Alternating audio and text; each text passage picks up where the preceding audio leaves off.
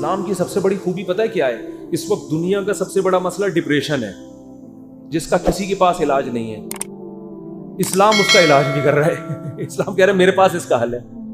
میں اگر لسٹ بنانا شروع کروں نا لوگوں کے فون سن کر کہ کتنے لوگ ہیں جن کے میرے بیان سن کے 5 سال سے ڈپریشن کی گولیاں کھا رہے تھے، وہ گولیاں چھوٹ گئیں، تو آپ حیران ہو گئے.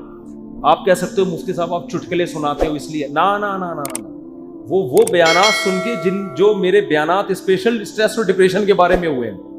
آج مغرب کے بعد اسلام آباد سے ایک صاحب کا فون آیا، میں نے اتفاق سے اٹھا لیا. ارے مفتی صاحب کب سے تلاش میں. میں نے کہا کیا ہو گیا بھائی؟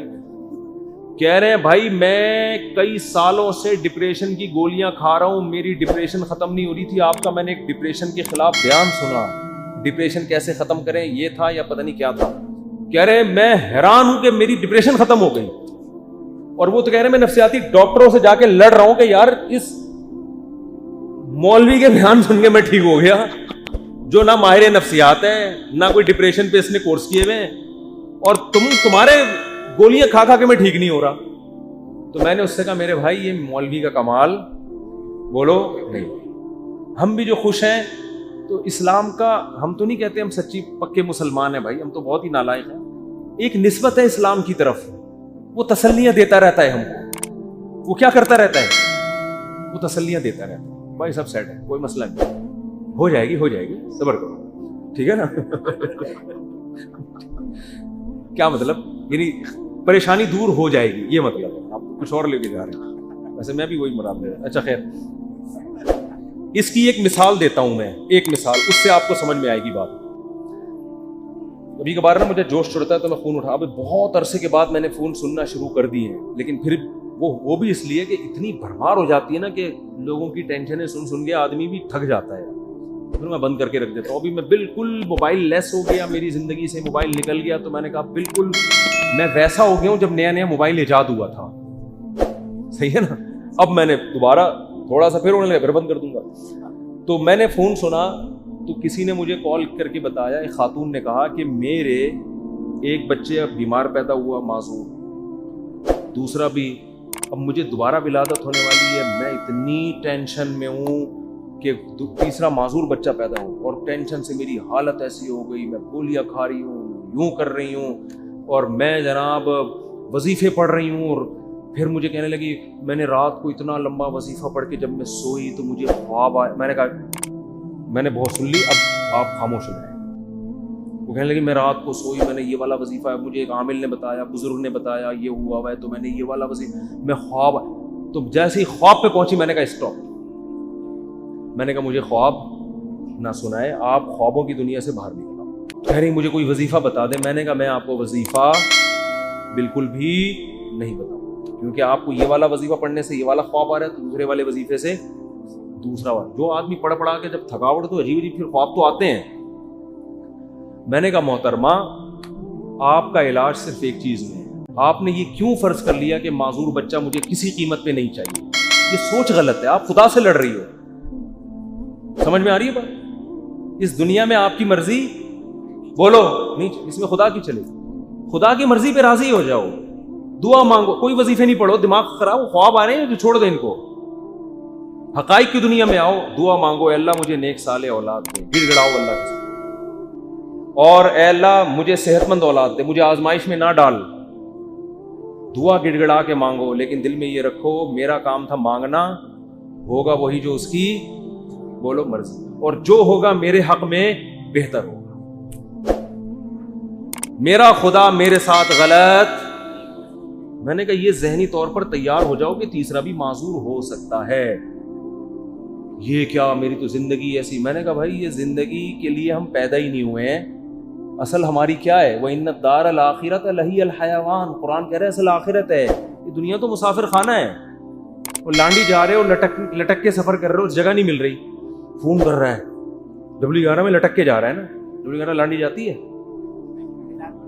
کہاں جا رہی ہے آج کل؟ ٹاور تو جاتی ہے، اس سے آگے نہیں جا رہی. کیا فائدہ W11 کہتے ہیں ہم فضائل سن ہیں. ایسا نباز سے آپ W11 میں بیٹھے، جگہ نہیں ملی، لٹک کے جا رہے ہیں. گانوں کی آواز آپ کو کھڑکی سے ہوتی ہوئی آ رہی ہے.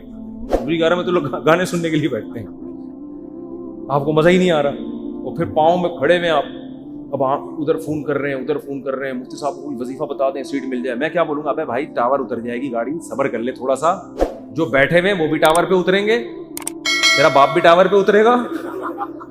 تمیز سے اگر سمجھ میں نہیں آئے گی یہ بولوں گا نا, اتر جائے گا ٹاور پہ, صبر کر لے. وہ کہہ رہا نہیں وہ اس کھڑکی میں جو بیٹھا ہوا اتنے مزے سے وہ تو سب کچھ دیکھ رہا ہے بھائی, کھڑکی میں ہوا بھی آ رہی ہے, اس کو کرایہ میں نے بھی اتنا دیا, خدا کیا نا انصافی کر رہا ہے, اس کو کھڑکی ڈرائیور کے ساتھ بٹھا دیا اور مجھے لٹکا دیا. خدا کہے گا بھائی وہ جو وہاں بیٹھا ہوا ہے نا, تو پھر بھی 2 منٹ میں آرام سے اتر کے چلا جائے گا, وہ جو وہاں گھسا ہوا ہے اس کو نکلتے نکلتے 2 دفعہ جیب کٹے گی اس کی.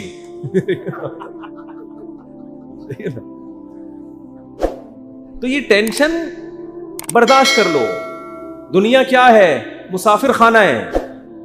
تو میں نے کہا اس کے علاوہ, کیونکہ یہ ٹینشن ہی کوئی دوسری ٹینشن کھڑی ہو جائے گی. پھر میں نے اس خاتون سے کہا, میں نے کہا آپ کا معذور بچہ پیدا ہو, اور وہ معذوری بھی ناقابل برداشت نہیں تھی, تو آپ یہ سوچ لو کہ دنیا میں بہت سے لوگ ایسے ہیں جو اس سے بھی زیادہ ٹینشنوں میں ہیں. میں نے کہا آپ کا شوہر اچھا ہے, آپ کو کھلا رہا ہے پلا رہا ہے, سسرال سپورٹ کر رہا ہے, بچوں میں ایک فالٹ پیدا ہو رہا ہے, اس سے بھی بڑی بڑی ٹینشنیں, ایسے ایسے میاں ملے ہوئے ہیں, مارتے ہیں پیٹتے ہیں, زندگی عذاب بنائی ہوئی ہے. ان عورتوں سے پوچھو گے تو وہ کہیں گی اللہ اس شوہر سے جان چھڑا دے, بے شک معذور بچہ پیدا ہو جائے, اس ساس سے جان چھڑا دے. میں نے کہا ایسے بھی لوگ ہیں فٹ پاتھوں پہ پڑے ہوئے ہیں, ایسی عورتیں بھی ہیں, کھانے کو روٹی نہیں ہے, وہ کہہ رہے معذور بچہ پیدا ہو جائے مگر عزت کی چھت مل جائے. آپ کو عزت سے چھت ملی ہوئی ہے, سسرال میں عزت ملی ہوئی ہے, شوہر شریف ہے, شوہر کھلا رہا ہے پلا رہا ہے, ایک ٹینشن ہے.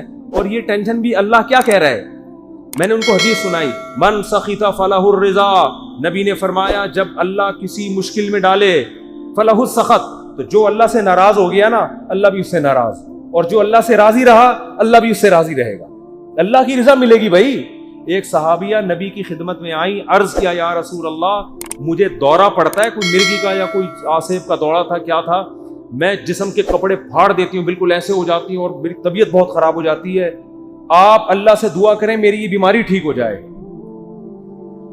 تو نبی نے کیا فرمایا, فرمایا ٹھیک ہے میں اللہ سے دعا کروں گا تمہاری بیماری ٹھیک ہو جائے گی, لیکن پھر جنت کی گارنٹی نہیں, پھر جنت کی گارنٹی نہیں ہے. عمل ہے, اچھا عمل ہوا تو جنت, میزان کا ترازو بھاری ہو گیا, نہیں ہوا تو کیا جہنم. لیکن اگر تم اس بیماری پہ صبر کرو اور اس اللہ کی تقدیر پہ راضی ہو جاؤ, جنت کی گارنٹی.